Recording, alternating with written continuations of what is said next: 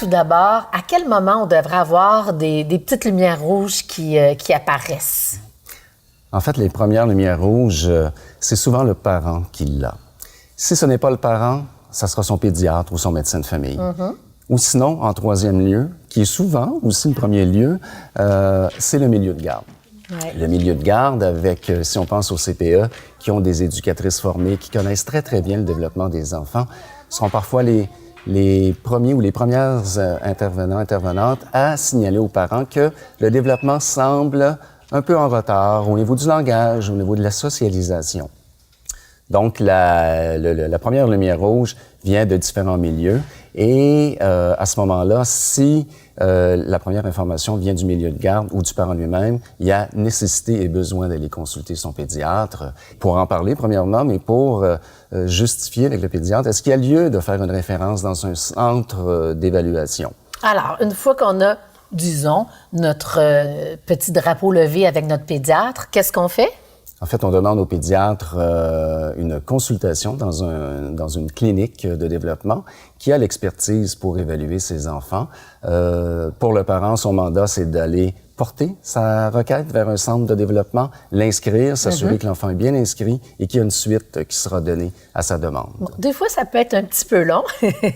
Qu'est-ce qu'on peut faire d'autre aussi dans l'attente d'un diagnostic ou d'une évaluation? Oui, donc le deuxième élément important, c'est de se référer à son CLSC, parce que le CLSC a un mandat de stimulation précoce chez les enfants et particulièrement pour des enfants qui présentent des retards de langage ou des problèmes de socialisation qui auront été observés soit, encore une fois, en milieu de garde ou par le parent ou par le médecin. Donc, on se réfère au CLSC, on demande des ateliers de stimulation. Même si on n'a pas notre diagnostic encore? Même si on n'a pas notre diagnostic, c'est une période pré-diagnostic. Okay. Donc, c'est très important de s'y référer et de demander ces ateliers de stimulation qui auront pour but de documenter, entre autres, les difficultés de l'enfant. Et ça a un double but, c'est de stimuler l'enfant, bien sûr, mais c'est aussi de documenter les difficultés. Et ça, les cliniques d'évaluation pourront s'en servir de ces événements. On observe nos enfants, on prend des notes. Quand on nous posera des questions, on sera à même de dire oui, ça il fait pas. Voilà. On documente et on aide le parent également à comprendre les difficultés. Et parfois, on peut proposer un début d'intervention auprès des familles. Une fois qu'on est en attente d'une évaluation, on peut s'inscrire dans un centre de réadaptation, en tout cas, se mettre sur une liste. Oui, en fait, on recommande, nous, de s'inscrire dans les meilleurs délais possibles.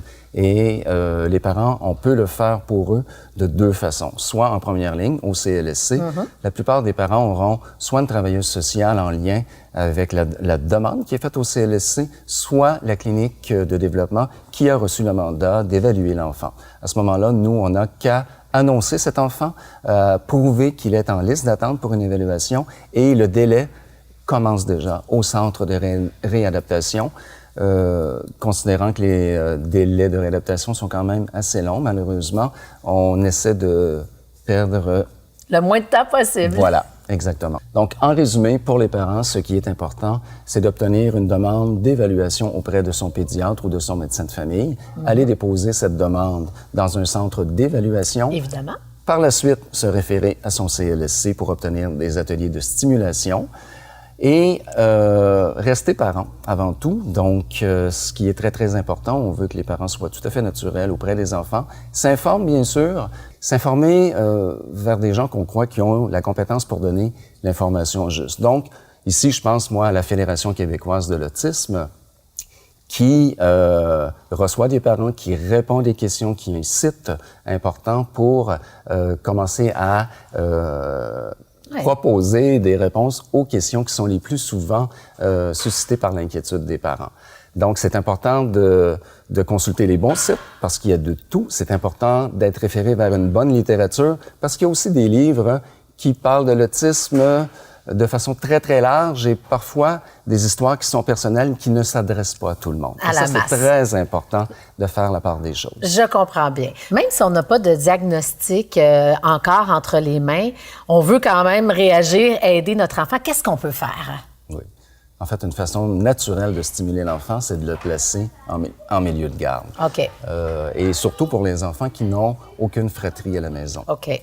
Donc, le milieu de garde, le CPA, les gens sont formés et en milieu de garde, on peut avoir également une subvention qui peut être complétée par une professionnelle comme une orthophoniste, par exemple, au CLSC.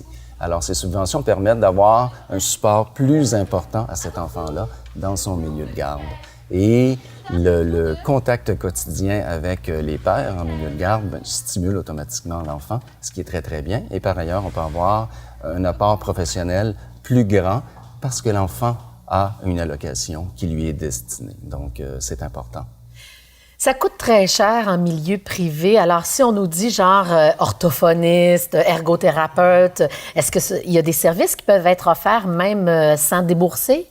En fait, deux choses. En CLSC, on peut aussi avoir l'information sur le milieu communautaire qui offre des services d'information, des ateliers auprès des parents, des haltes garderies également.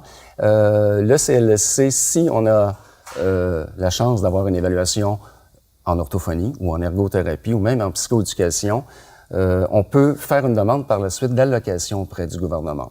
Mm-hmm. En fait, des différents paliers de gouvernement qui sont le gouvernement fédéral, provincial.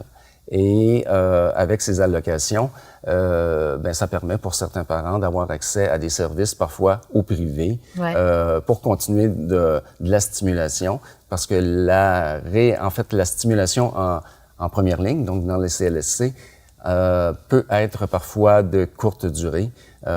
C'est souvent en lien avec notre lieu d'habitation parce qu'il n'y a pas nécessairement d'uniformité dans les services offerts en première ligne. Si l'enfant entre à l'école mais qu'il n'a pas son diagnostic encore, est-ce que c'est mieux d'avertir l'école? C'est nécessaire d'avertir l'école puisque l'école pourra faire une demande d'une subvention complémentaire pour offrir des services. Donc, on fait juste dire qu'on est en attente d'une évaluation. On est en attente. L'école va sûrement demander une preuve que l'enfant est effectivement en attente.